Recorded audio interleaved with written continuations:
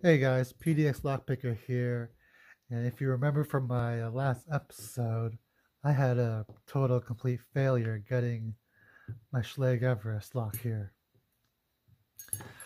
So this is my only follower. It's the resin follower from Sparrows, and obviously it doesn't fit. That's about as far as I can get it in. But I learned a tip from a Bear's Back. He's a great guy in our community, and I'm gonna try to repin this using the core as a follower. I think it will work because, there's a cutout right here for the tailpiece, which I can use to kind of, yeah, get it back.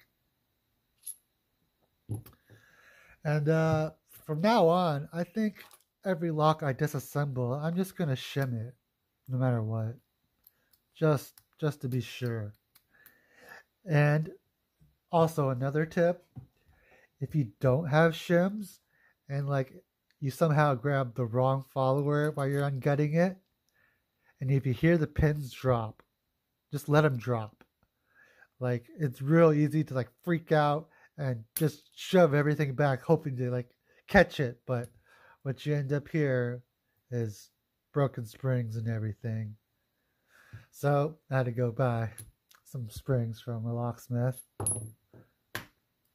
Got really ripped off on that. I'm not going to tell you how much I spent on that $5-6 pack of 100 springs.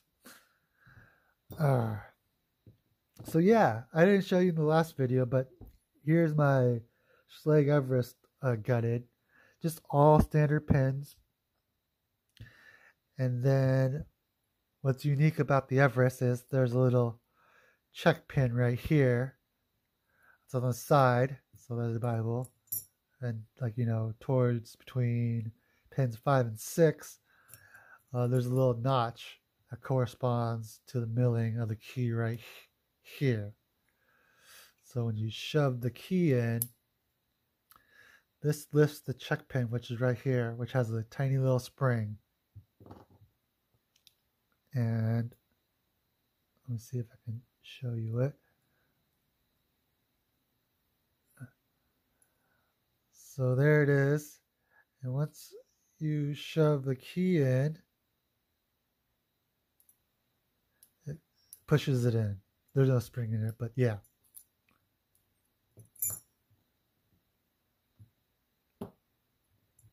Okay. All right. So I'm thinking if you do it this way, you have to pin from 1 to 6 back forwards, I guess, technically. And then I believe once I get to about, and once I'm done pinning 6, I have to then assemble the check pin in before I can continue on to 5 and so on. So very important. I haven't done this yet, so we're just going to try on camera together. But it's very, very important to maintain orientation, meaning you don't want the core to spin because it would suck if you like somehow slipped and then you got a lock stuck like that with just like 2 pins in, All right. So, what I'm going to do first, I think I'm just going to put all the springs in.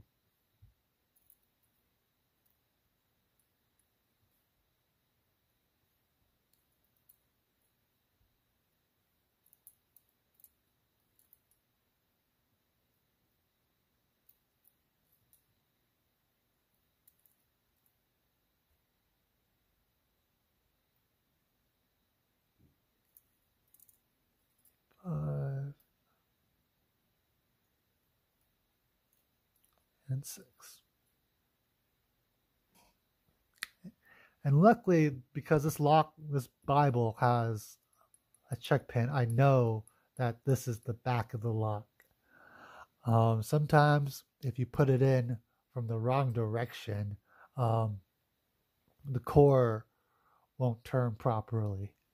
So a big giveaway sometimes is just looking the gap between 6 in the face or 1 in the face, and see if it like corresponds with the core. All right, so I got springs in there, and then I'm going to put my key pins in. I know this is the order, but if you don't know the order, what you can do is, come on, put the key in, and then just stop dropping them in so you know they're flush.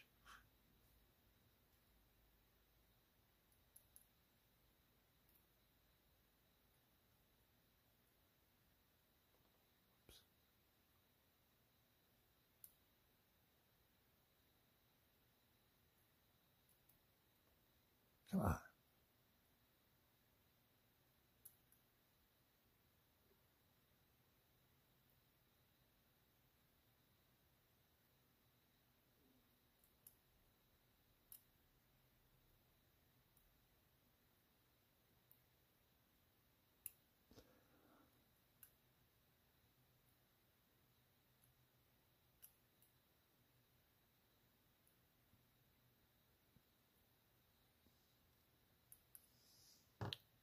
Boom, completely flush.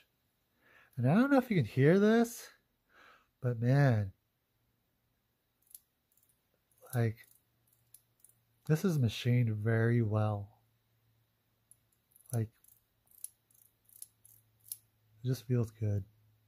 Everything is machined pretty well. All right. So, I'm going to take the key out. And here we go. Whoops. Let's try that again. 1, 2,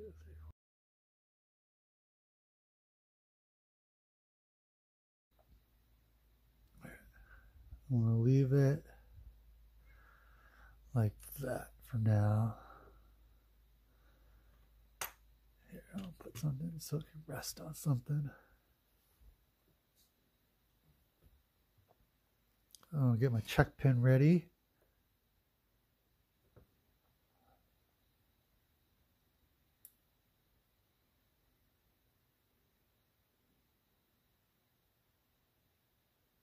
Actually, I can't really get it ready. That's a really shallow groove for it. Okay. So I am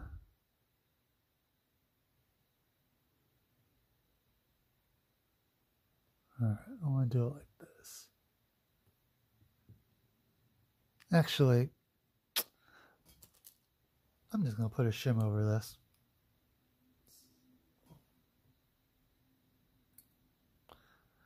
I'm going to keep it, let's see, the key pins are facing that way, and then the driver pins are going to be facing towards the bottom.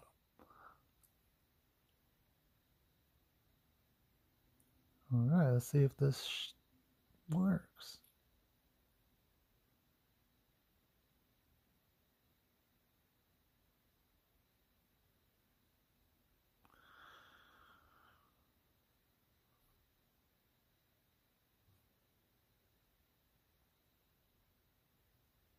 Here. Hold on, I'm going to turn the light on. All right, got the flashlight on. Hopefully that'll be a little better view for you guys.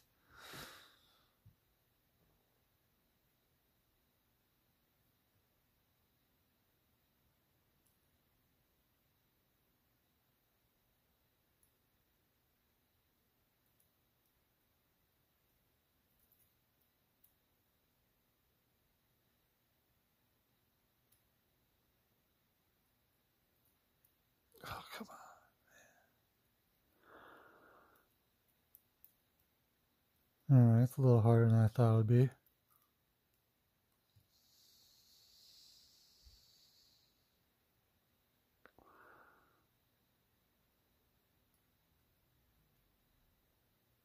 It's just the first one that's tough.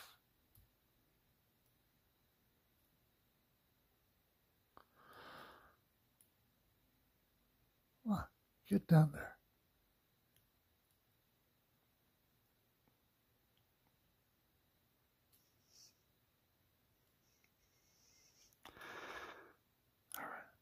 There we go. Alright. Got the first one in. Now, you gotta worry about the check pin. I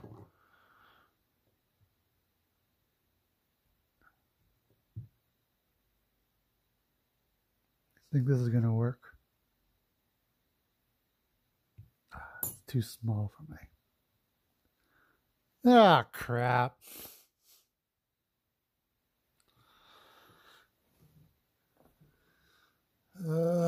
Where'd you go? Where'd you go? Had to be the smallest freaking pan in the world. Let's see. Oh. Alright, I'm gonna pause this so. Alright. Crisis averted. I'm just gonna drop that in there. Boom.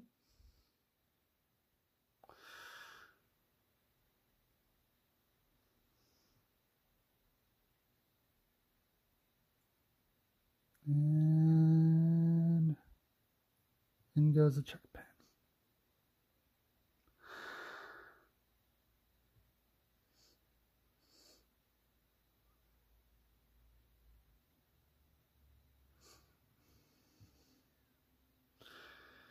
I'm just going to hold that with my thumb for now while I go do pin 5. Go, you know.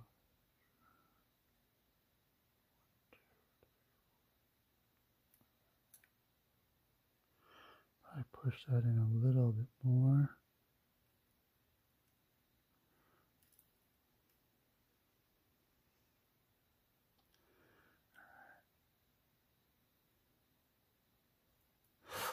Come on, don't push down, don't push in, go in.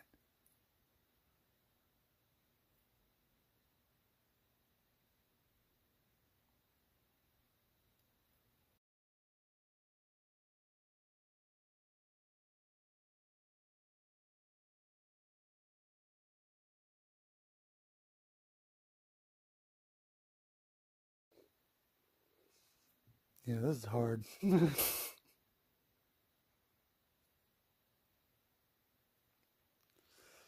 Can't even imagine trying to get or reassemble something that has much more than this.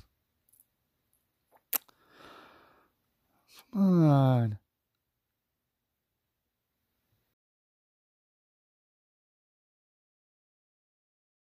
Ah, damn it.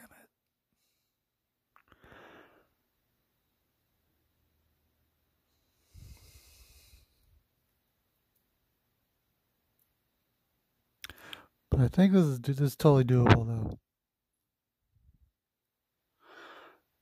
You just gotta be very precise.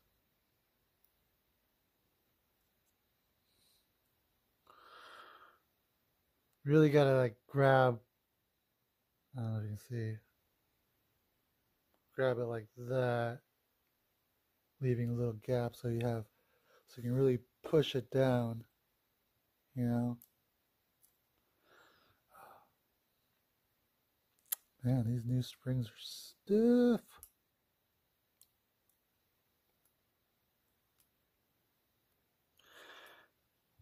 All right, there it is.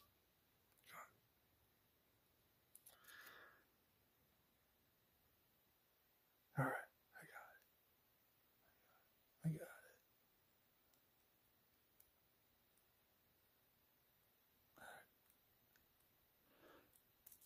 it. All right. It should get easier once you get the first few in. Oh, fuck. Oh. I think these are all the same size. Yeah, these are all the same size. Woo! Freaked me out for a second because I was actually doing it backwards because this is how I always traditionally pin 6 through 1. But I forgot I'm pinning 1 through 6 right now. All right.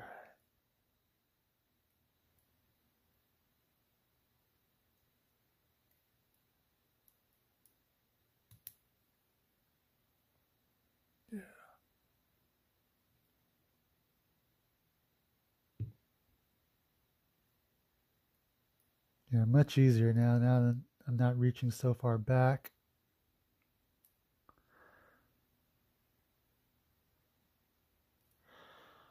Sorry, you can't really see what I'm doing. I didn't even think about that. Sorry, guys.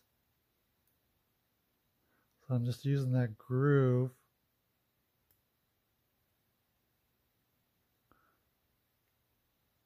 To kind of guide the pin.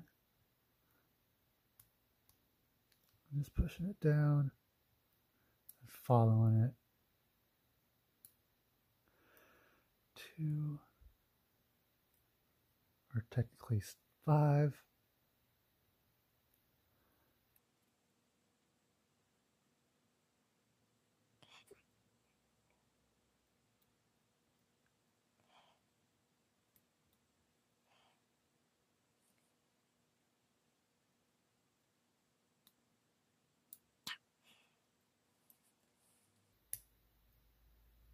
Oh yeah, there's another tip. So before I would just push them in and try to get the rest of it in though, but once you push it in and you trapped it with the follower, like here,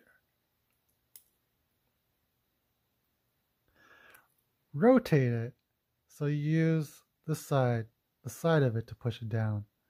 You can really get it below the shear line. And and it makes it much easier. Boom.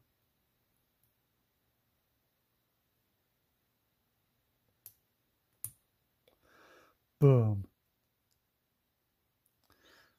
Shim out. Give this a turn. Locked. Haha. Check pin.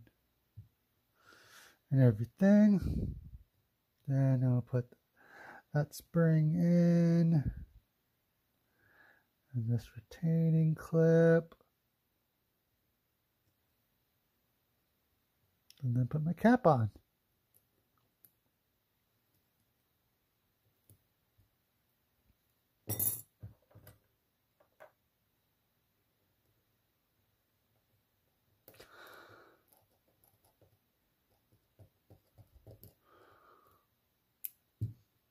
Always back it out a few, like between a quarter and half a turn. Make sure it works. All right. All right. Mission complete. That's all I got for you. As always, never pick a lock that you don't own or have explicit permission to pick, and never pick a lock in use. Take care.